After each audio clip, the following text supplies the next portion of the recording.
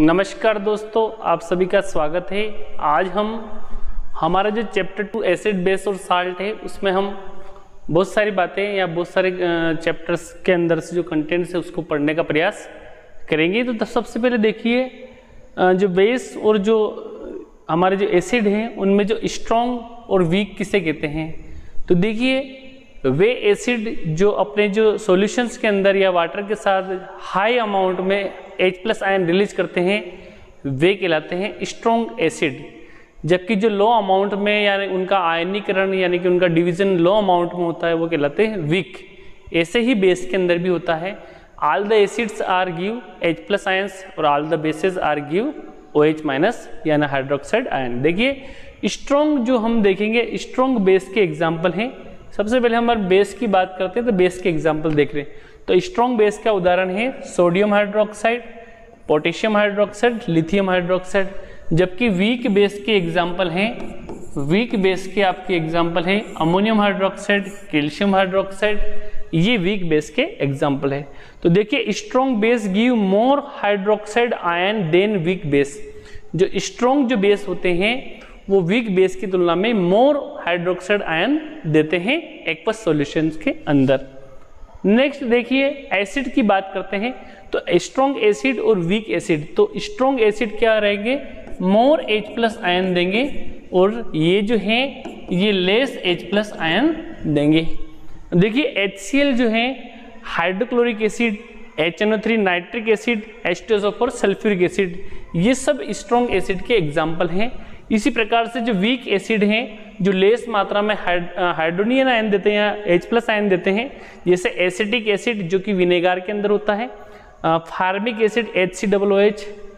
इसके अलावा जो COOH होल ट्वाइज यानी कि ऑक्जेलिक एसिड, ये सब किसके एग्जाम्पल हैं, ये सब वीक एसिड के एग्जाम्पल्स हैं। अब देखिए अगला अपना कंटेंट आता है what do all acids and base have in common. सभी एसिड और बेस में क्या चीज कॉमन है, क्या कॉमन है। तो मैंने पहले ही बताया कि जो एसिड्स होते हैं सब H+ आयन रिलीज करते हैं एक्वस सॉल्यूशन में, जबकि जितने भी बेसेस होते हैं all are the give hydroxide यानी कि OH- ion in aqueous solution. देखिए एसिड्स के एग्जांपल्स देखिए HNO3 nitric acid, sulphuric acid, acetic acid, hydrochloric acid, formic acid and oxalic acid. इस तरह से बेसेस के एग्जाम्पल देखिए sodium hydroxide, potassium hydroxide, magnesium hydroxide, aluminium hydroxide and ammonium hydroxide, zinc hydroxide, copper hydroxide and lead hydroxide. ये सब किसके example हैं, ये वाले बेस के हैं और ये सब एसिड के एग्जाम्पल। अब देखिए कॉमन इन ऑल एसिड, सारे एसिड्स में क्या कॉमन है।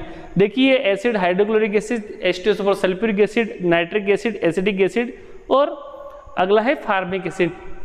ये इसका डिवीजन होगा एक्वस सॉल्यूशन में। तो ये टूटेगा H+ और Cl- में, तो इसका Cl- है एनायन और केटायन यानी कि धनायन केटायन कहलाते हैं, जबकि एनायन ऋणायन कहलाते हैं। H2SO4 टूटेगा 2H+ में और SO4-2 में HNO3 टूटेगा H+ और NO3- में। इस तरह से एसिटिक एसिड टूटेगा CH3COO- और H+ में। इस तरह से ये टूटेगा HCOO- और H+ में। तो देखिए हमने क्या देखा, हमने देखा कि ये सभी क्या दे रहे हैं, H+ आयन रिलीज कर रहे हैं, यानी कि जितने भी एसिड होते हैं वो H+ आयन रिलीज करते हैं। तो एसिडिक बिहेवियर किसकी वजह से हो रहा है, H+ आयनों की वजह से। तो क्या कॉमन है ऑल एसिड्स में, कॉमन क्या निकल के आई, H+ आयन, यानी कि सभी H+ आयन देते हैं। तो देखिए all acids are always gives H+ ion यानी कि हाइड्रोजन आयन। अब देखिए कॉमन इन बेस, बेस में क्या चीज कॉमन है। तो देखिए बेस एनायन यानी कि ऋणायन, केटायन यानी कि धनायन। तो देखिए sodium hydroxide, potassium hydroxide, calcium hydroxide, ammonium hydroxide और मैग्नीशियम हाइड्रोक्साइड और एल्यूमिनियम हाइड्रोक्साइड, जब इनका ब्रेकडाउन होगा तो NaOH किस में टूटेगा, Na+ और OH- में। इस तरह से पोटेशियम हाइड्रोक्साइड K+ और OH- में। इस तरह से कैल्शियम हाइड्रोक्साइड Ca+2 और 2OH- में। अमोनियम हाइड्रोक्साइड NH4+ और OH- में। मैग्नीशियम हाइड्रोक्साइड Mg+2 और 2OH- में। और एल्यूमिनियम हाइड्रोक्साइड Al+3 और 3OH- में। अब देखिए ये सब क्या दे रहे हैं, ये OH- आयन दे रहे हैं। तो बेसिक बिहेवियर किसकी वजह से हो रहा है, OH- आयन्स की वजह से, यानी कि हाइड्रोक्साइड आयन की वजह से। इनके ये सब केटायन है, इनका जो ब्रेकडाउन होता है, जैसे NaOH जब टूटेगा तो NaOH टूटता है Na+ और OH माइनस में, यानी कि जितने भी बेस होते हैं इस तरह से ब्रेक डाउन होते हैं अपने केटायन और एनायन में। तो देखिए all basis is always given OH minus यानी कि हाइड्रोक्साइड आयन, यानी जितने भी बेस होते हैं उनमें एक चीज कॉमन है कि वो सब हाइड्रोक्साइड आयन देते हैं, जबकि जितने भी एसिड होते हैं वो सब H+ आयन देते हैं और H+ आयनों के कारण ही एसिडिटी का बिहेवियर होता है, जबकि OH माइनस आयन की वजह से ही बेसिसिटी यानी कि क्षारकता का बिहेवियर करते हैं। अब देखिए what happen to an acid और a base in water solution. देखिए वाटर सॉल्यूशन में एसिड और बेस के अंदर क्या होता है, देखिए एसिड H+ जब इसको वाटर के साथ डिसोल्व करेंगे तो इसमें क्या होता है, ये HCl किस में टूटेगा, H+ और Cl माइनस में। इसका H+ H2 के साथ रिएक्शन करके क्या बना लगा, H3O+, जिसको बोलते हैं हम हाइड्रोनियन आयन, और Cl माइनस अलग हो जाएगा। देखिए H+ इसका और H2O यानी कि H3O+ हाइड्रोनियन आयन बना लेता। अब बेस की बात करते हैं अपन, यानी कि क्षार की बात कर रहे हैं अपन। तो देखिए ये अम्ल की बात थी, अब क्षार की बात करें, जैसे sodium hydroxide, potassium hydroxide, magnesium या कैल्शियम हाइड्रोक्साइड, इनको वाटर के साथ डिसोल्व करेंगे, किसमें टूटेंगे, Na+ यानी कि इनकी केटायन और इनके एनायन यानी कि OH माइनस आयन। यानी कि ये सभी कौन सा आयन दे रहे हैं, ये सभी आपको दे रहे हैं OH माइनस आयन। ओके, तो जितने भी एसिड जो होते हैं वो H3O+ के रूप में मौजूद होते हैं अपने एक्वस सॉल्यूशन के अंदर। अब नेक्स्ट देखिए, बेसेस जनरेट OH माइनस यानी कि hydroxide ion in water. Water के साथ जितने भी बेस होते हैं OH माइनस आयन देते हैं। Bases which are soluble in water are called alkali, यानी कि जितने भी बेसेस होते हैं जो पानी के साथ डिसोल्व हो जाते हैं सोल्यूबल इन वाटर, वो कहलाते हैं एल्कली। और एल्कली के एग्जाम्पल है आपके सोडियम हाइड्रोक्साइड और पोटेशियम हाइड्रोक्साइड। ये वे क्षारक होते हैं जो पानी के साथ घुल जाते हैं, इसलिए इनको बोलते हैं एल्कली या क्षारक। अब देखिए एसिड प्लस बेस बराबर साल्ट और वाटर बनता है। देखिए एसिड H+X, X यहाँ कोई भी हेलोजन, फ्लोरीन, क्लोरीन हो सकता है, और MOH यानी कि M यहाँ मेटल है, मेटल में सोडियम, पोटेशियम, कैल्शियम, मैग्नीशियम कुछ भी हो सकता है। MX प्लस H2O, तो यहाँ देखिए H हेलोजन हमने Cl लिया, M मेटल सोडियम लिया, यहाँ M क्या है सोडियम और Cl, ये क्या बन गया साल्ट, और H2O के रूप में निकल गया। तो ये हेलोजन क्या है, क्लोरीन, क्लोरीन, ब्रोमीन, आयोडीन वगैरह, और मेटल कौन कौन सा हो सकता है, सोडियम, पोटेशियम, कैल्शियम, मैग्नीशियम। तो इस प्रकार ये रिएक्शन बन के आती है अपनी। अगला देखिए डाइल्यूशन क्या है, तो यानी कि वाटर को मिक्स करना किसके साथ, कंसंट्रेट एसिड्स और बेस के साथ वाटर को मिक्स करने की प्रोसेस क्या कहलाती है, डाइल्यूशन कहलाती है। अब देखिए मिक्सिंग एन एसिड्स और ए बेस विद वाटर, यानी कि एसिड्स और बेस को विद वाटर, वाटर के साथ मिक्स करने की process result in the decrease in the concentration of ions H3O, यानी कि ये H+ आयन H3O+ के रूप में हो जाते हैं वाटर के साथ, जैसा कि यहाँ मैंने अच्छे से आपको बता रखा है। ठीक है, तो ये H3O+ और OH माइनस आयन पर यूनिट वॉल्यूम, यानी कि पर यूनिट वॉल्यूम में H3O+ और OH माइनस आयन की कंसंट्रेशन डिक्रीज हो जाती है जब वाटर मिक्स करते हैं हम, यानी कि वाटर के साथ क्या मिक्स करते हैं अपन, एसिड या बेस को मिक्स करते हैं। तो such a process is called dilution, इस प्रोसेस को कहते हैं डाइल्यूशन। द एसिड और द बेस इज कॉल्ड या is said to be diluted, यानी कि इस प्रकार का एसिड जिसमें वाटर मिक्स कर दिया है वो क्या कहलाएगा, डाइल्यूटेड कहलाएगा। तो देखिए मिक्सिंग एन एसिड और base with water result in the decrease in the concentration of H3O+ या OH minus hydroxide per unit volume. Such a process is called dilution, और सच डाइल्यूशन, इसको डाइल्यूशन कहते हैं। The acid और the base is said to be, और इस प्रकार का एसिड जो बेस जो डाइल्यूटेड हो चुका है वो कहलाता है डाइल्यूटेड एसिड या डाइल्यूटेड बेस।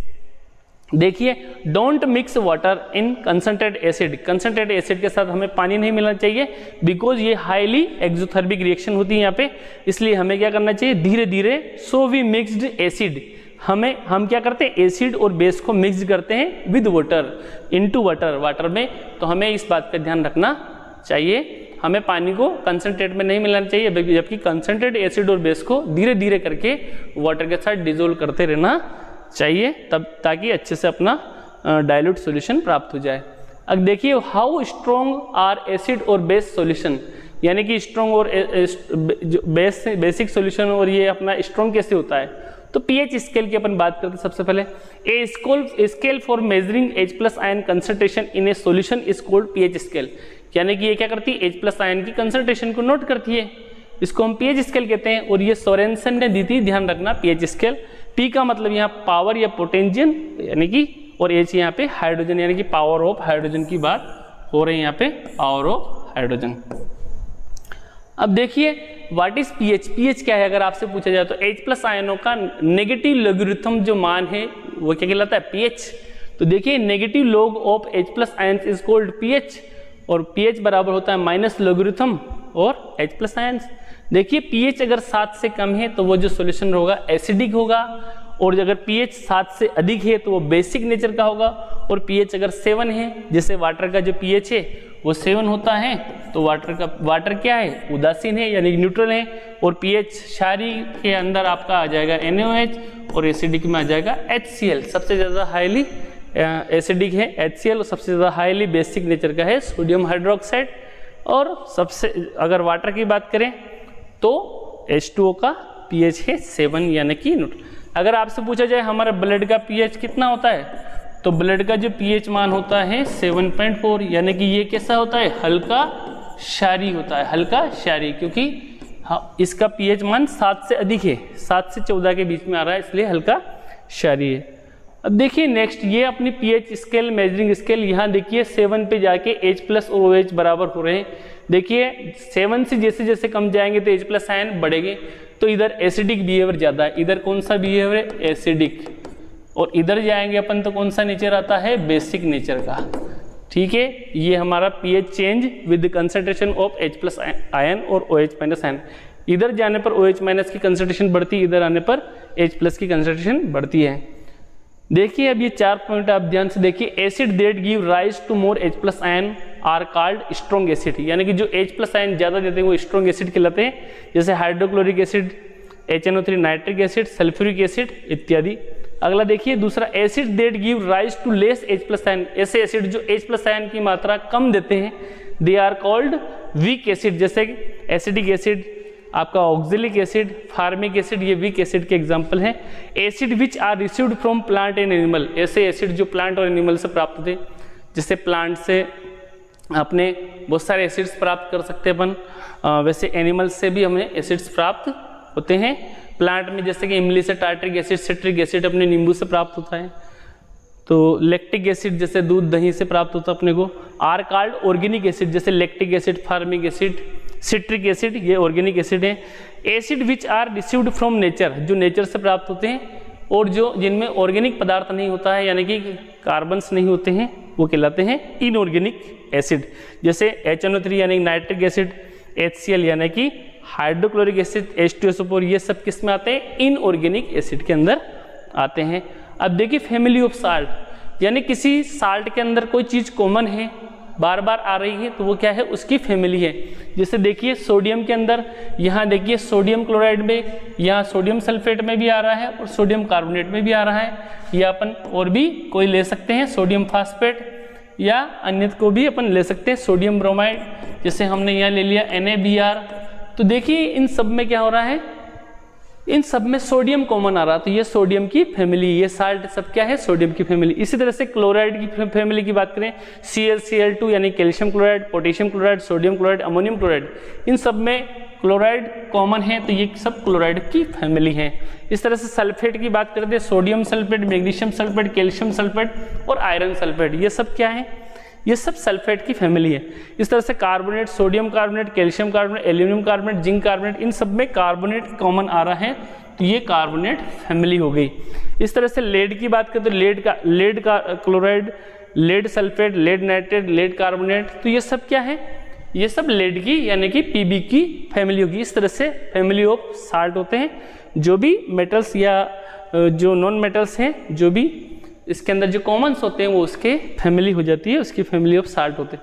अब बात करते हैं how to know that nature of salt, यानी कि हम कैसे बता सकते हैं कोई कि उसका नेचर कैसा है साल्ट का, तो ये बहुत ही महत्वपूर्ण टॉपिक है। देखिए एसिड प्लस बेस बराबर साल्ट बनाते हैं, उसकी पीएच देखिए स्ट्रॉन्ग लेंगे अपन दोनों, जैसे कि स्ट्रॉन्ग एसिड लिया अपने HCl और हमने बेस भी ले लिया स्ट्रॉन्ग NaOH, तो इससे जो साल्ट बनेगा वो बनेगा NaCl प्लस बनेगा H2O, यानी कि इस NaCl का pH कितना होगा 7 होगा। यानी कि अगर दोनों ही एसिड और बेस दोनों ही अगर स्ट्रॉन्ग हैं तो वो जो साल्ट बनेगा वो किस नेचर का बनेगा, वो न्यूट्रल नेचर का बनेगा। यानी कि NaCl किस नेचर का है, न्यूट्रल है। NaCl का pH कितना होता है 7 होता है, क्योंकि दोनों ही हाई अमाउंट में H+ और OH- आयन दे रहे हैं।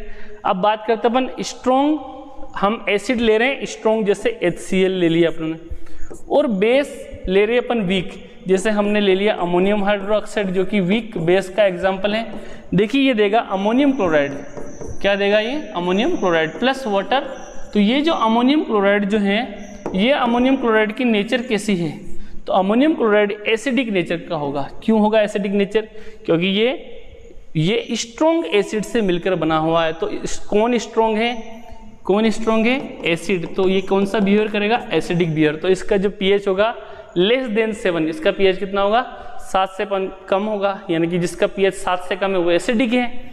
अब देखिए नेक्स्ट वीक एसिड का ले लिया, मान लीजिए एसिटिक एसिड, और वीक बेस ले लिया हमने अमोनियम हाइड्रोक्साइड।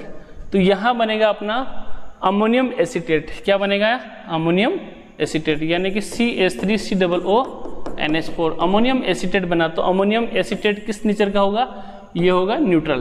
तो एसिड हमने ले लिया वीक और ये ले लिया अपने स्ट्रॉन्ग। इससे जो साल्ट बनेगा वो कैसा बनेगा, तो कौन स्ट्रॉन्ग है, बेस स्ट्रॉन्ग है। तो बेस स्ट्रॉन्ग है तो इसका pH मान ज़्यादा होगा 7 से इस साल्ट का। तो देखिए वीक हमने एसिड लिया, एसिड ले लिया अपने एसिडिक एसिड जो कि वीक है, और साल्ट ले लिया हमने जैसे सोडियम हाइड्रोक्साइड ले सकते हैं या पोटेशियम हाइड्रोक्साइड। इससे क्या बनेगा, इससे बनेगा सोडियम एसीटेट। क्या बनेगा इससे CH3COONA सोडियम एसीटेट। तो सोडियम एसीटेट जो साल्ट है उसका pH 7 से अधिक होगा, और ये किस नेचर का होगा, ये होगा बेसिक नेचर का। किस नेचर का होगा, बेसिक नेचर का। तो इससे हमें क्या समझ में आया, देखिए एक बार और रिपीट कर देता हूँ मैं। अगर एसिड भी स्ट्रॉन्ग है और बेस भी स्ट्रॉन्ग है तो जो साल्ट बनेगा वो न्यूट्रल टाइप का बनेगा। और अगर एसिड भी वीक है और बेस भी वीक है, दोनों अगर वीक हैं तो अब भी साल्ट जो बनेगा वो न्यूट्रल बनेगा। लेकिन अगर एसिड है अगर वो वीक है और बेस अगर स्ट्रॉन्ग है तो जो साल्ट बनेगा वो बेसिक नेचर का होगा। तो दोस्तों आई होप आपको क्लास अच्छी लगी होगी। इस तरह से हमने हमारे जो ये इस चैप्टर 2 के अंदर जो एसिड बेस के अंदर जो काफ़ी हमने कंटेंट्स इसके अंदर समझे। आई होप आपको क्लास अच्छी लगी होगी। क्लास अच्छी लगे वीडियो को लाइक कीजिए। थैंक्स, आपने वीडियो को अंत तक देखा, इसके लिए आप सभी का धन्यवाद। धन्यवाद मित्रों।